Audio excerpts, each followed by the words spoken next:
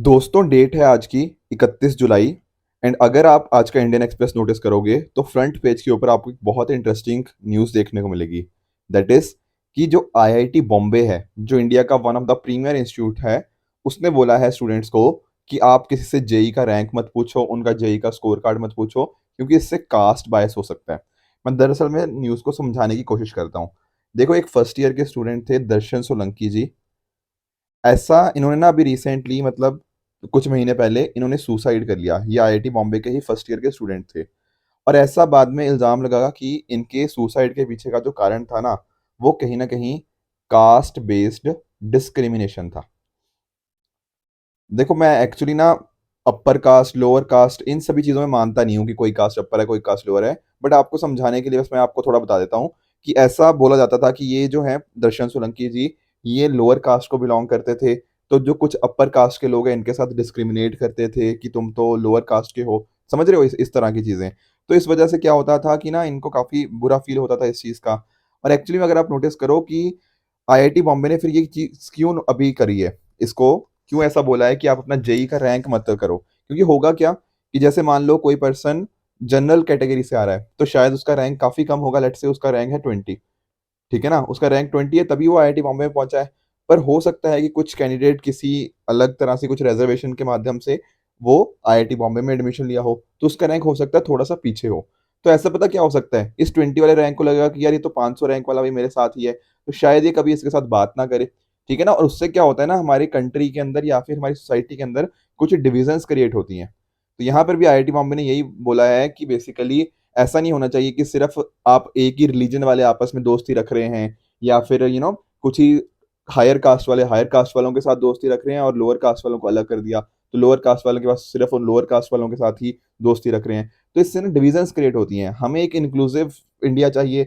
उसी तरह से कहीं ना कहीं इंक्लूसिव जो है, हमारे एजुकेशन इंस्टीट्यूशंस भी इंक्लूसिव होने चाहिए। तो इसलिए आईआईटी बॉम्बे ने अपने स्टूडेंट्स को बोला है कि आप किसी से जेई का रैंक मत पूछिए, इससे कास्ट बायस हो सकता है। एंड इस तरह से स्टूडेंट्स के बीच में एक तरह की डिविजन्स क्रिएट हो सकती हैं। ऐसा यहाँ पर आईआईटी बॉम्बे ने अपने स्टूडेंट्स को बताया है। आप इसके बारे में क्या सोचते हैं, देखो डेफिनेटली बता सकते हो, बट फोकस ये रखना कि बहुत ही ना हमें कॉन्स्टिट्यूशन को सबसे ऊपर रखना चाहिए। संविधान ने जो बोल रखा है कि कास्ट बेस्ड डिस्क्रिमिनेशन नहीं होना चाहिए एक तरह से बिल्कुल भी, तो वही चीज़ हमारे लिए प्रायोरिटी होनी चाहिए।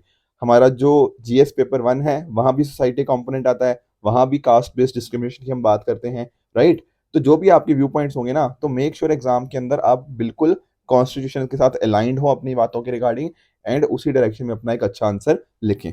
राइट। उसी तरह से हिंदू में भी कुछ इंपॉर्टेंट न्यूज़ हैं, तो सारी न्यूज़पेपर को हम डिस्कशन करेंगे। डेट है आज की 31 जुलाई 2023, एंड आप सभी का स्वागत है आज के प्रीलिम बूस्टर न्यूज़ डिस्कशन के अंदर। अगले टॉपिक की तरफ बढ़ते हैं, that is graded response action plan. अब सर इसका मतलब क्या है, GRAF का? देखो यहाँ पे वर्ड क्या है, ग्रेडेड।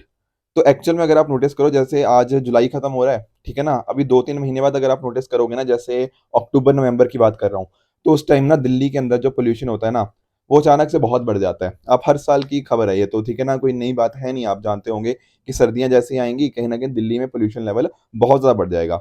अब देखो हम ना क्या करते हैं, उसके लिए हमने एक प्लान बनाया है, that is graded response action plan. इसमें क्या होता है ना, हम देखते रहते हैं कि क्या अभी एयर क्वालिटी कैसी है। अगर एयर क्वालिटी मान लो थोड़ी सी खराब है, तो हम कुछ एक्शन लेंगे। अगर हमें लगता है कि नहीं यार एयर क्वालिटी और ज़्यादा खराब होगी, तो थोड़े और एक्शन लेने पड़ेंगे। और खराब होती रही तो थोड़े और एक्शन लेने पड़ेंगे। तो इस तरह से क्या होता है ना, जैसे जैसे एयर क्वालिटी खराब होती रहती है, उस हिसाब से हमारे एक्शन प्लान भी बढ़ते रहते हैं, डिपेंडिंग ऑन कि कौन से थ्रेशोल्ड लेवल पे पहुंच चुका है। मैं आपको थोड़ा और समझाता हूँ। जैसे मान लो एयर क्वालिटी इंडेक्स जो AQI होता है, वो 200 से 300 तक के बीच में है। ठीक है ना, तो इसको स्टेज 1 बोलेंगे। तो स्टेज 1 के लिए हमारी कुछ गाइडलाइंस हैं। अब जैसे ये 300 क्रॉस करेगा, 300 से 400 के बीच में आएगा, तो स्टेज 2 पे आ जाएंगे हम, वहां पर थोड़ी और स्ट्रिंजेंट गाइडलाइंस आ जाएंगी। फिर 400 से भी क्रॉस कर जाएगा, 400 450 के बीच में, तो फिर स्वीयर IQ हो गया।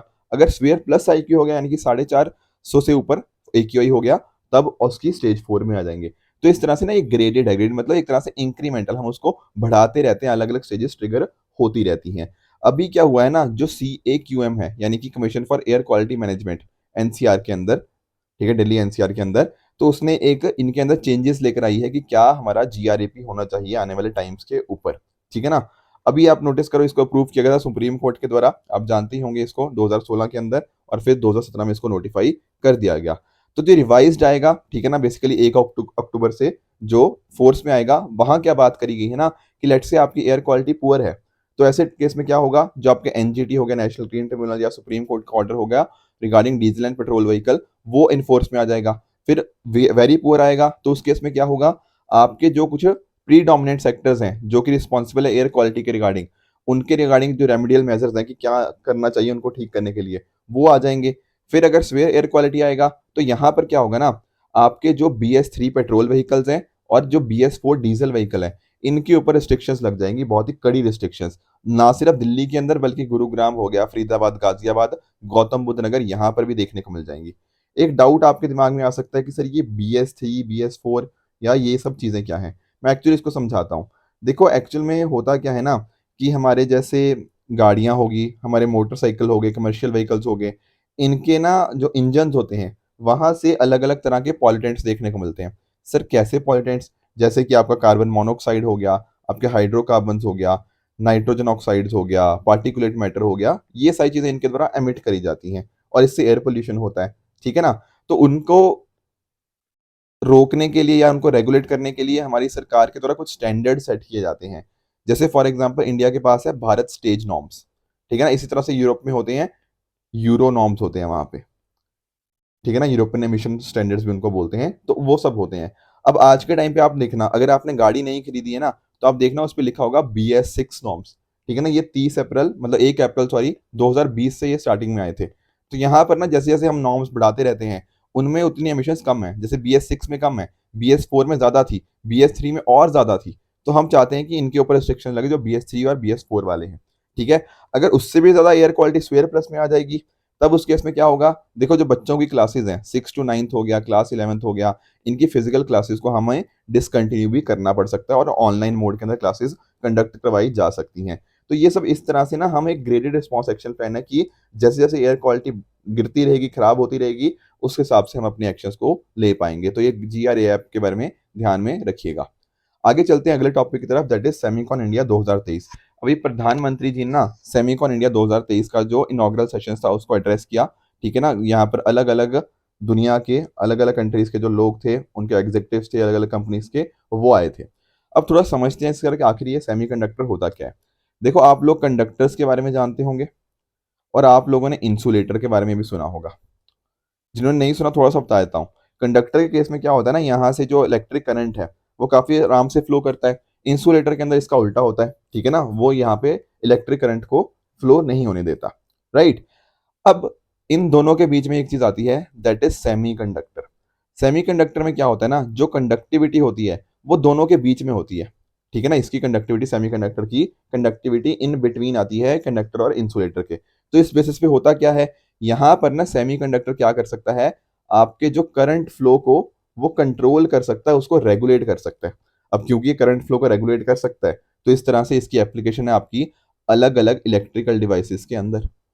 सर जैसे कि आप एग्जांपल दीजिए, अरे आप ये आप लेक्चर देख रहे हो सकता है आप ये लेक्चर अपने लैपटॉप पे देख रहे हो सकता है आप आईपैड पे देख रहे हो या अपने मोबाइल पे देख रहे हो, ये सारी चीज़ों के अंदर आपका सेमीकंडक्टर यूज होता है। उसके अलावा सर हमारे जो रेडियोस हो गया, आपके जो अलग अलग मेडिकल इक्विपमेंट होते हैं, आपने ईसीजी मशीनें देखी हैं, तो ईसीजी मशीन्स के अंदर भी ये चीज़ यूज होती है। आपके जो फ्रिज होते हैं, आपके रेफ्रिजरेटर्स हो गया, उनके अंदर भी यूज होते हैं। इसके अलावा भी ना आप अगर नोटिस करोगे, जैसे ठीक है, और भी कंपोनेंट्स हो गया, उनके अंदर भी ये चीज़ें डेफिनेटली यूज होती रहती हैं, तो काफ़ी मेजर इंपॉर्टेंट ये बन जाते हैं। इलेक्ट्रिक व्हीकल्स अब जैसे हम उनकी तरफ ट्रांजिशन कर रहे हैं, तो वहाँ पर भी इनका यूजेज है। तो देख रहे हो कि सेमीकंडक्टर्स हमारे लिए कितने ज़्यादा इंपॉर्टेंट हो जाते हैं। अलग अलग मेटल्स के बनते हैं, जैसे फॉर एग्जांपल आपका एलिमेंट्स के, सॉरी, सिलिकॉन हो गया, आपका जर्मेनियम हो गया, गैलियम आर्सेनाइड हो गया, उन सब इसका यहाँ पे यूज होता है। तो मीनिंग तो सर समझ आ गया, और आप नोटिस भी कर रहे हो कि कितने हर चीज़ में जब पढ़ रहे हैं एक तरह से, तो डेफिनेटली हमारे लिए इंपॉर्टेंट भी है। पर एक्चुअल में अगर आप नोटिस करोगे ना, तो कुछ कंट्रीज में बहुत आगे हैं, जैसे आपका चाइना हो गया, आपका साउथ कोरिया हो गया, यूएस भी अच्छा खासा आगे है, जापान हो गया, ठीक है ना। ये काफ़ी कंट्रीज इन पर्टिकुलर चीज़ों में आगे हैं। तो इंडिया भी कोशिश कर रहा है उसी डायरेक्शन में मूव करने की। तो कहीं ना कहीं इंडिया भी इस तरह की चीज़ें कर रहा है, सेमिकॉन इंडिया हो गया, ठीक है ना, इंडिया का सेमीकंडक्टर मिशन है, राइट। तो ये सेकंड एडिशन था सेमिकॉन इंडिया 2023 का, हमें गांधीनगर गुजरात के अंदर देखने को मिला। इसको ऑर्गेनाइज किसने करवाया, इंडिया सेमीकंडक्टर मिशन ने। मैं समझाऊंगा अभी, रुको, इंडिया सेमीकंडक्टर मिशन क्या है। तो यहाँ पे अगर आप नोटिस करोगे, तो ये दिखाते हैं कि इंडिया ने क्या क्या प्रोग्रेस करी है सेमीकंडक्टर डिजाइन मैन्युफैक्चरिंग के अंदर एंड आगे और क्या कर सकते हैं, वो सारी चीजें इस सेमीकॉन के अंदर देखने को मिली। तो ये इंडिया सेमीकंडक्टर मिशन जिसमें मैंने बताया ना कि इसने ऑर्गेनाइज करवाया है, तो वो क्या चीज़ है सर? देखो, डिजिटल इंडिया कॉर्पोरेशन है एक, उसके अंतर्गत इसको एक इंडिपेंडेंट बिजनेस डिवीजन की तरह सेटअप किया गया है। अब आप लोग सोच रहे होंगे सर ये डिजिटल इंडिया कॉर्पोरेशन क्या है? देखो, हमारी मिनिस्ट्री है ना, ministry of information and electronics and information technology, इसके अंतर्गत एक हमने नॉट फॉर प्रॉफिट कंपनी बनाई। अब नॉट फॉर प्रॉफिट क्या होता है? देखो, मान लो एक कंपनी है, कंपनी ने कुछ प्रॉफिट किया, तो प्रॉफिट टेक्निकली जाना किसको चाहिए? ये जाना चाहिए जो उस प्रॉफिट, उस कंपनी के जो ओनर है उनको जाना चाहिए। पर नॉट फॉर प्रॉफिट में पता क्या होता है? नॉट फॉर प्रॉफिट में अगर कोई कंपनी का प्रॉफिट होता है ना, तो वो पैसा कंपनी के अंदर वापस से री इन्वेस्ट हो जाता है। यहाँ ओनर्स को कोई प्रॉफिट नहीं मिलता। कुछ प्रॉफिट निकला भी ना, तो कंपनी को और बेहतर करने के लिए, कंपनी को और सुचारू ढंग से उसको रन करने के लिए, उसके लिए यूज कर लिया जाता है। तो that is a not for profit company. तो जो डीआईसी है ना, डिजिटल इंडिया कॉर्पोरेशन, वो दरअसल में नॉट फॉर प्रॉफिट कंपनी है under the ministry of electronics and information technology, जो कि सेक्शन 8 के अंदर हमें यहाँ देखने को मिलेगी ऑफ कंपनीज एक्ट। तो ये कुछ पॉइंट्स थे, आपको पता होना चाहिए थे। काम वही है इसका, कहीं ना कहीं हमारा जो सेमीकंडक्टर इकोसिस्टम है उसको कैसे प्रमोट किया जा पाए, ये सारे इसके फंक्शंस हमें देखने को मिल जाते हैं। आगे चलते हैं अगले टॉपिक की तरफ, दैट इज इंडिया स्टैक। अभी क्या हुआ है ना, हमारी जो मिनिस्ट्री है, जो मेटी मिनिस्ट्री है, ministry of electronics and information technology, and साथ साथ जो पीएनजी है, पपिया न्यू गिनी, ये कंट्री है, हमने डिस्कशन किया हुआ है इसके बारे में पहले भी। इन्होंने एमओयू साइन किया है फॉर शेयरिंग इंडिया स्टैक। अब सर इंडिया स्टैक है क्या? देखो, यहाँ पर ना इंडिया स्टैक के अंदर आपको डिफरेंट डिफरेंट ओपन एपीआईज देखने को मिल जाएंगी। डोंट वरी, एपीआई नहीं समझ आता मैं आपको समझाऊंगा, अभी वेट करो। ओपन एपीआई यानी कि एप्लीकेशन प्रोग्रामिंग इंटरफेस, इसको शेयर किया जाएगा एंड डिजिटल गुड्स को शेयर किया जाएगा। यहाँ पे समझते हैं कि आखिर ओपन एपीआई या एपीआईज होती क्या है। देखो, कभी आप जैसे उबर से ट्रेवल करे हो, ठीक है ना कभी आपने उबर बुक करी है, मान लेते हैं, ठीक है। कभी जोमेटो से खाना बुक किया है, ठीक है, या स्विगी से खाना बुक किया है। तो कई बार आपने नोटिस किया है क्या होता है, आप अपने घर पर अपना बस लोकेशन ऑन करते हो, ठीक है ना, और उबर वाला आपके घर पहुंच जाता है, और जहां पर भी आपकी डेस्टिनेशन डाली हो वहां पर आपको उबर वाला छोड़ देता है। तो उबर वाला ये सर ये कर कैसे पा रहा है? कहीं ना कहीं इसमें गूगल मैप इंटीग्रेटेड है या नहीं है? बिल्कुल सही बात है। जोमेटो हो गया, इनके अंदर भी कहीं ना कहीं गूगल मैप इंटीग्रेटेड है। तो यहाँ पर होता क्या है ना, ये कैसे हो पा रहा है कि जो उबर ऐप है वो आपकी गूगल मैप्स के साथ आपस में बातचीत कैसे कर पा रही है? समझ पा रहे हो इस चीज को? तो यहाँ पर रोल आता है किसका? एपीआई का, एप्लीकेशन प्रोग्रामिंग इंटरफेस का। तो ये कुछ रूल्स होते हैं, कुछ प्रोटोकॉल्स होते हैं एपीआई के अंदर, मतलब जो क्या करते हैं, जो आपके डिफरेंट डिफरेंट सॉफ्टवेयर एप्लीकेशंस को आपस में कम्युनिकेट और आपस में इंटरेक्ट करने की उसको डायरेक्शंस देते हैं, या फिर उसके माध्यम से वो कम्युनिकेट और आपस में इंटरेक्ट कर सकते हैं। Getting the point? तो इस तरह से कोई भी आप चीज देखोगे ना, तो एपीआईज होती हैं। तो इसी तरह से आपको कई बार, जैसे मान लो, कई बार आपने नोटिस किया होगा ना कि आप मान लो किसी जगह पे अपना, मान लो आप सिम लेने गए किसी दुकान के ऊपर, तो वहां पर वो क्या बोलेगा कि आप ना अपना ठीक है ना, आधार का, कई बार हो सकता है वो आपसे बोले कि आप अपना फिंगरप्रिंट करो, ठीक है ना, या फिर स्कैनिंग करो, इस तरह से जो आइरिस स्कैनिंग होती है, इस तरह की चीजें वो आपसे कर सकता है। तो वो कैसे वेरीफाई करता है यार कि ये वाला है, इस बंदे का ही आधार कार्ड है, ठीक है ना, क्योंकि ये बंदा ऑथेंटिक आधार कार्ड है इसका। वो चीजें भी एपीआई के माध्यम से हो जाती है। ऐसा थोड़ी है कि एपीआई की पूरा का पूरा डेटा शेयर कर दिया उस दुकानदार के साथ सरकार ने, नहीं। वो एपीआई के माध्यम से वहां पे इंटरेक्ट कर पाते हैं और चेक कर पाते हैं कि क्या एक्चुअल में चीजें वेरीफाइड हैं या नहीं है। तो इस तरह आप इसको एपीआई समझ सकते हो, एक तरह की पब्लिकली अवेलेबल इंटरफेस होता है जो कि डेवलपर्स को एक्सेस देता है, ठीक है ना, डिफरेंट डिफरेंट सॉफ्टवेयर एप्लीकेशन के साथ इंटरेक्ट करने के लिए। तो जो भी आपका फूड डिलीवरी हो गया, ट्रैवल पोर्टल हो गया, उनमें ये चीजें यूज होती ही होती हैं। अब इंडिया और पीएनजी सर क्या कर रहे हैं, जो हमने देखा ना कि हमने एक मेमोरेंडम ऑफ अंडरस्टैंडिंग यहाँ पे साइन किया है। तो इसके माध्यम से ना ये सारे जो आपके इंडिया स्टैक के अंदर आपका यूपीआई, यूपीआई के थ्रू आप ट्रांजेक्शन करते होंगे, ई सिग्नेचर्स हो गया, know your customer E online जो होता है, उसी तरह से डिजी लॉकर जिसके अंदर आप अपने अपने जो इंपॉर्टेंट सर्टिफिकेट्स हैं उनको स्टोर कर सकते हो, ठीक है ना। उसी तरह से आधार हो गया, ठीक है ना। ये सारी चीजें हम एपीआई का हम पार्ट मानते हैं, किसका? इंडिया स्टैक का। तो यहाँ पर क्या हुआ है ना, इन दोनों ने आपस में डिस्कशन करी है, हमारी मिनिस्ट्री हो गया और उस तरह से पपुआ न्यू गिनी जो कंट्री है, उन्होंने एमओयू साइन किया है कि वो इंडिया स्टैक को शेयर करेंगे। इसके माध्यम से उनको भी एक आइडिया लग पाएगा कि इंडिया में ये सारी चीजें जो इतनी सक्सेसफुल हुई हैं वो कैसे सक्सेसफुल हो सकती हैं। वो भी उनसे सीख पाएंगे, अपनी कंट्रीज के अंदर इन चीजों को अच्छे से इंप्लीमेंट कर पाएंगे। तो आई होप आप इंडिया स्टैक समझ के होंगे। आगे चलते हैं अगले टॉपिक की तरफ, that is Japan foreign minister visit to India. देखो जापान के जो फॉरेन मिनिस्टर जी हैं उनका वो मिले हैं, यहाँ पे आप नोटिस कर सकते हो इंडिया के external affair minister doctor S Jaishankar ji से। अब एक्चुअली में अगर आप नोटिस करो तो आज के टाइम ना इंडिया प्रेसिडेंट है G20 का, ठीक है। उसी तरह से ना आप G7 के बारे में भी जानते होंगे, हमने डिस्कशंस किए हुए हैं पहले कि G7 की मेंबर कंट्रीज कौन है। तो G7 में ना अभी जापान उसका करंटली उसका प्रेसिडेंट है, ठीक है ना। और G7 का अगर आप रोल देखोगे ना तो G7 ने ना रशिया का जो इन्वेजन हुआ यूक्रेन का, ठीक है ना, उसके अगेंस्ट बहुत बढ़ चढ़कर अपनी आवाज उठाई है। अब इंडिया का आप नोटिस कर रहे हो G20 का प्रेसिडेंट है और बहुत सारे समिट्स भी होते हैं, पर जो सबसे इंपॉर्टेंट समिट है वो सितंबर में आप जानते हो, ठीक है ना। उस टाइम के ऊपर इंडिया क्या चाहता है, इंडिया चाहता है अपने आप को एक स्ट्रांग लीडर की तरह दिखाना। और एक स्ट्रांग लीडर क्या करता है, स्ट्रांग लीडर वो होता है जो कहीं ना एक तरह से कंसेंसस डॉक्यूमेंट लेकर आए। तो हमारी पता क्या कोशिश है कि जब G20 का जो समिट होगा, जो सितंबर वाला समिट होगा, उसके अंदर इंडिया दिल्ली डिक्लेरेशन को लेकर आए एंड उस टाइम के ऊपर एक कंसेंसस डॉक्यूमेंट आए। पर ये कंसेंसस लेकर आना कोई आसान काम नहीं है। क्यों आसान काम नहीं है? क्योंकि देखो बहुत सारी कंट्रीज बोलती हैं कि हाँ रशिया के अगेंस्ट है वो, पर बहुत सारी कंट्रीज इस बात से डिसएग्री भी करती हैं, ठीक है। रशिया हो गया, चाइना हो गया, इंडिया भी, मतलब ठीक है ना, इंडिया बीच के रास्ते में है। तो इंडिया और जापान आपस में मिलकर ना थोड़ी कोशिश कर रहे हैं कि कैसे हम इस डायरेक्शन में मूव कर सकते हैं और क्या क्या चीजें हो सकती हैं। तो ये तो एक एस्पेक्ट था। बाकी साथ में ना इन्होंने डिस्कशन किसके ऊपर किया है, basically free and open international order के ऊपर, free and open Indo Pacific के ऊपर।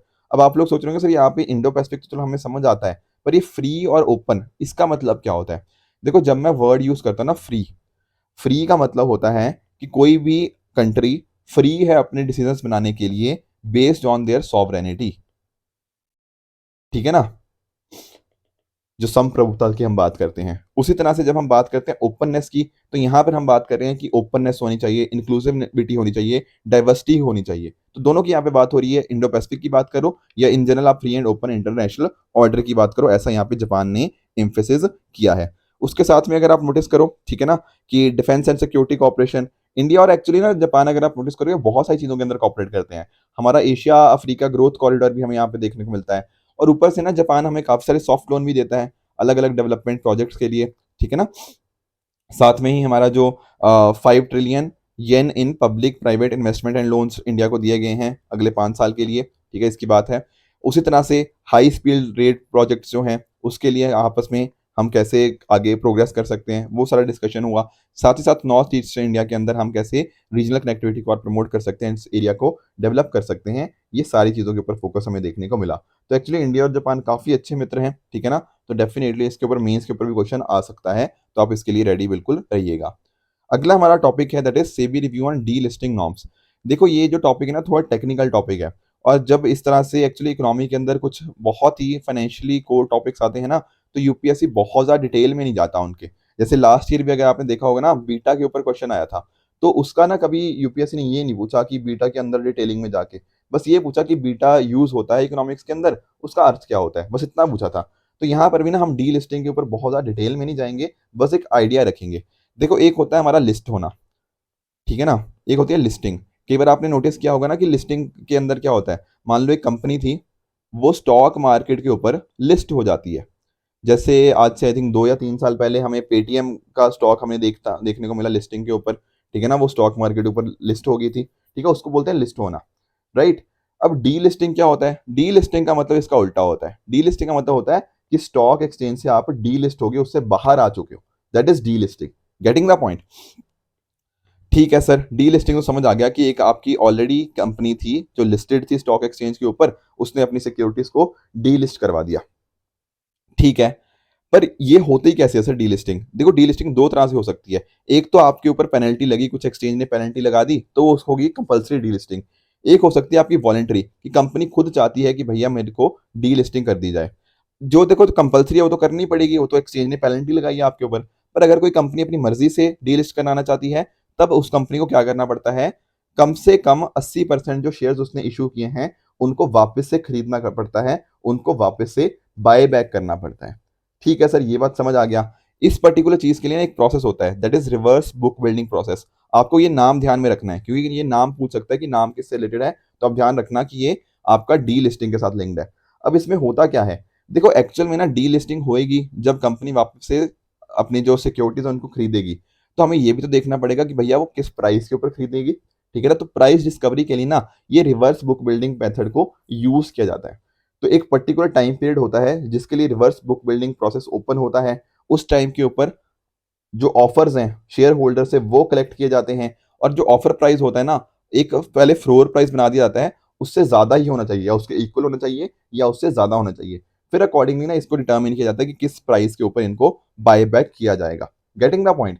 तो इसके रिगार्डिंग ना कुछ इश्यूज़ हैं। कई बार क्या होता है ना, जब किसी को पता लगता है कि हाँ यार ये डीलिस्टिंग हो रही है, तो उस टाइम के ऊपर ना कुछ मैनिपुलेटर्स बैठे होते हैं। वो इस प्राइस को मैनिपुलेट करने की कोशिश करते हैं, और इसी वजह से सारी यहाँ पे ना गड़बड़ हो जाती है।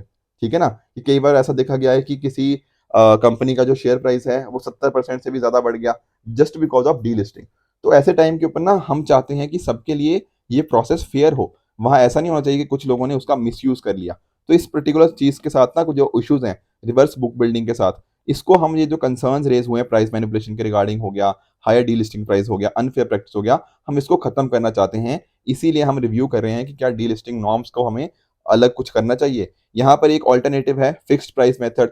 उसके अंदर बात करी गई है कि एक फिक्स्ड प्राइस के ऊपर कंपनी एक स्पेसिफाई करे कि इस प्राइस के ऊपर हम बाय करेंगे। तो ये जो सारे इश्यूज थे ना with regards to this reverse book building process, इसको हम टैकल कर सकते हैं। तो ये सारी बातें थी। तो फिक्स्ड प्राइस में मेथड के बेनिफिट्स हो सकते हैं जिसके ऊपर से भी शायद इसको अडॉप्ट कर सकता है। मैं फिर बता रहा हूँ, बहुत डिटेल में नहीं जाना, पर ये मेथड्स के नाम आपको डेफिनेटली पता होने चाहिए कि रिवर्स बुक बिल्डिंग प्रोसेस क्या है, एंड साथ ही साथ आपका जो फिक्स्ड प्राइस मेथड क्या है।